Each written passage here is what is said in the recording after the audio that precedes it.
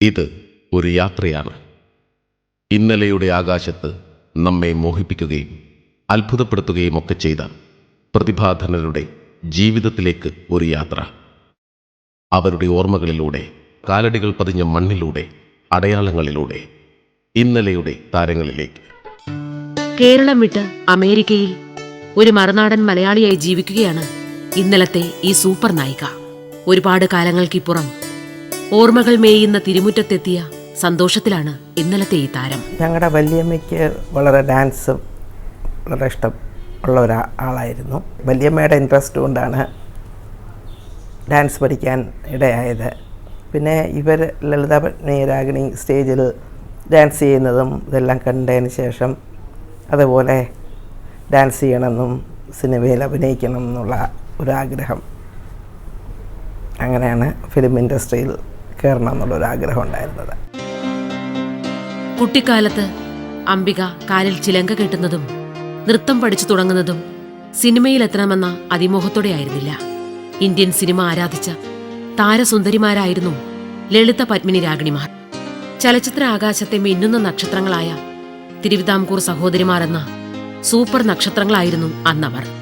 ആ കുടുംബവുമായി അടുത്ത ബന്ധമുണ്ടായിരുന്നു അംബികയ്ക്ക്. കുടുംബക്കാരായ പെൺകൊടിമാർ സിനിമയിൽ നേടിയ പ്രശസ്തി തിരിച്ചറിയുന്നതോടെ അംബികയിലും അഭിനയ ആഗ്രഹം വളർന്നു തുടങ്ങി. ആദ്യമായിട്ട് സിനിമയിലായത് ബിഷപ്പിൻ്റെ വിളി എന്ന് പറഞ്ഞാൽ നമ്മുടെ ഉദയ, അന്ന് കുഞ്ചാക്കോൻ്റെ ഒരു ആയിരുന്നു. അന്ന് ഗുരു ഗോപിനാഥിൻ്റെ മദ്രാസിലായിരുന്നു. അപ്പോൾ സമ്മറിന് ഇങ്ങനെ പഠിക്കാൻ വരും. അപ്പോൾ ഡാൻസ് കണ്ടിട്ട് ഉദയ അവർ പറഞ്ഞു ഒരു ഡാൻസ് ചെയ്യാമോ എന്ന് ചോദിച്ചു. ആലപ്പുഴയിലായിരുന്നു ഷൂട്ടിങ്.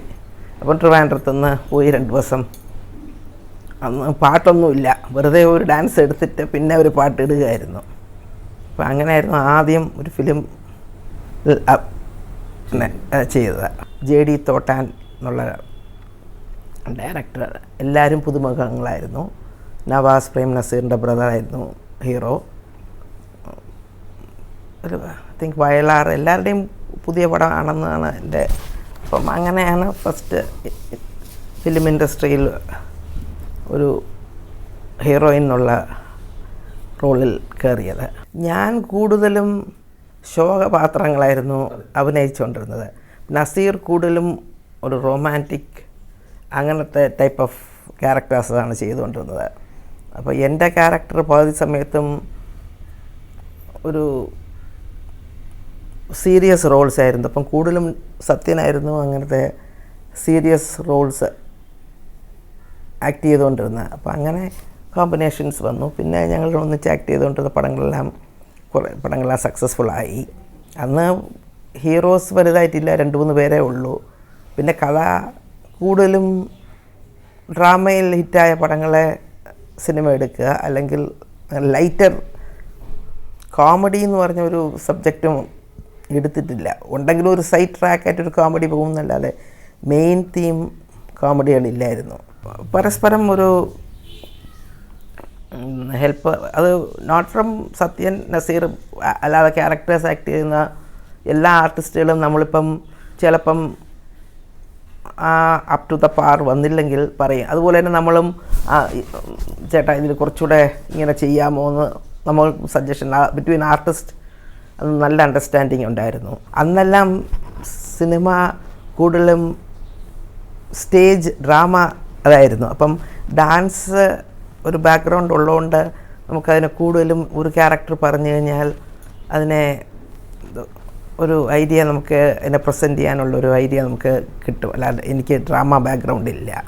പക്ഷെ അന്ന് കൂടുതൽ ആർട്ടിസ്റ്റ് ആക്ട് ചെയ്തുകൊണ്ടിരുന്നവരെല്ലാവരും ഡ്രാമയിൽ കൂടെ കയറിയതാണ്. അപ്പോൾ അവർക്കെല്ലാവരും ഫിലിമിൽ അവർക്ക്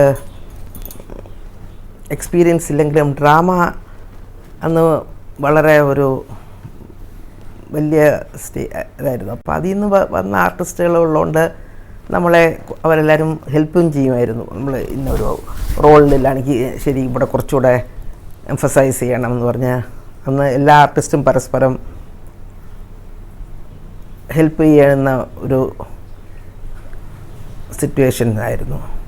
ഒരു പിക്ചറിൽ നമ്മളിപ്പോൾ ആക്ട് ചെയ്യാന്ന് പറഞ്ഞാൽ 1 വർഷം എടുത്താലും 2 വർഷം എടുത്താലും ടൈമില്ല. പിന്നെ എത്ര ടേക്ക് വേണമെങ്കിലും എടുക്കാം. ഒരു ടേക്ക് കൊണ്ടോ 2 ടേക്ക് കൊണ്ടോ അല്ല, 10 ടേക്ക് എടുത്താലും ആർട്ടിസ്റ്റിന് ഇഷ്ടപ്പെട്ടില്ലെങ്കിൽ അനദർ ടേക്ക്, അല്ലെങ്കിൽ ഡയറക്ടറിന് ഇഷ്ടപ്പെട്ടില്ല. അപ്പം അതിനൊരു പ്രോബ്ലം ഇല്ലായിരുന്നു. ടൈം ഒരു ദിവസം ഒരു സീൻ എടുത്താലും പ്രോബ്ലം ഇല്ലായിരുന്നു. അപ്പം പിന്നെ അന്നെല്ലാം ഡയലോഗ്സ് എല്ലാം നമ്മൾ ഡ്രാമയെ പോലെ എല്ലാം കാണാതെ പഠിക്കുക, ഒന്നും എഴുതി കാണിക്കലൊന്നുമില്ല, പ്രോംപ്റ്റിംഗ് ഇല്ല, നേരത്തെ ഒന്നും സ്ക്രിപ്റ്റ് ഒന്നും തരില്ല. റൈറ്റേഴ്സ് എല്ലാം സ്പോട്ടിൽ വന്ന് എഴുതുമായിരുന്നു.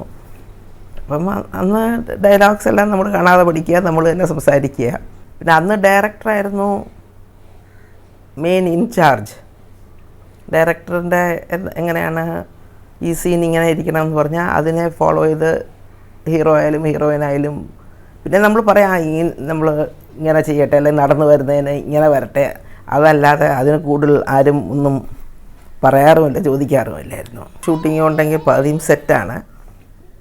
സെറ്റല്ലെങ്കിൽ വല്ലയിടത്തും മദ്രാസിൽ തന്നെ ഒരു തെങ്ങിൻ്റെ മൂട്ടിൽ ഷൂട്ടിങ്ങേ ഉള്ളൂ. അല്ലാതെ ഈ ഔട്ട്ഡോർ പോണ വളരെ എക്സ്പെൻസീവ് ആയിരുന്നു. അപ്പം മലയാളം ആളുകൾക്കൊന്നും കുറച്ച് വല്ലയിടത്തും എല്ലാം പോകുന്നല്ലാതെ ഈ അന്നെല്ലാം ഹോൾ യൂണിറ്റ് പോകുമായിരുന്നു. സൗണ്ടും എല്ലാം ഈ ടേപ്പ് റെക്കോർഡർ ഒന്നുമില്ല, ഹോൾ സൗണ്ട് പോവും, എല്ലാം ആയിട്ട് പോകുമ്പോൾ അത് വളരെ എക്സ്പെൻസീവ് ആയിരുന്നു.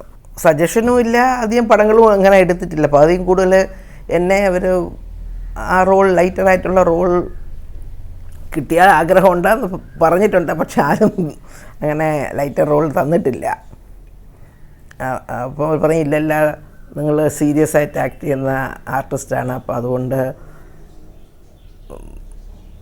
ആളുകൾക്ക് നിങ്ങളെ ലൈറ്റർ റോളിൽ പെടുകയില്ല, അതുകൊണ്ട് സീരിയസ് റോള് തന്നെ നിങ്ങൾ അഭിനയിക്കുക.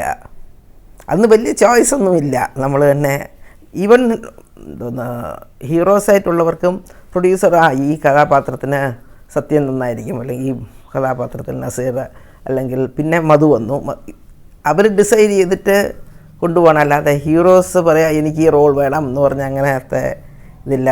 സ്ക്രിപ്റ്റ് അവർക്ക് നേരത്തെ ഒന്നും കൊടുക്കാറില്ല. ഡയറക്ടറും ഇവരും എല്ലാം നിശ്ചയിച്ച് പ്രൊഡ്യൂസറും പറയും ഈ സ്റ്റോറിക്ക് എനിക്ക് ഇന്നവരെല്ലാം വേണമെന്ന് പറഞ്ഞ് അങ്ങനെ ഉള്ളു. അവർ ഡിസൈഡ് ചെയ്യുക, നമ്മൾ ആക്ട് ചെയ്യുക, അത്രയേ ഉള്ളൂ.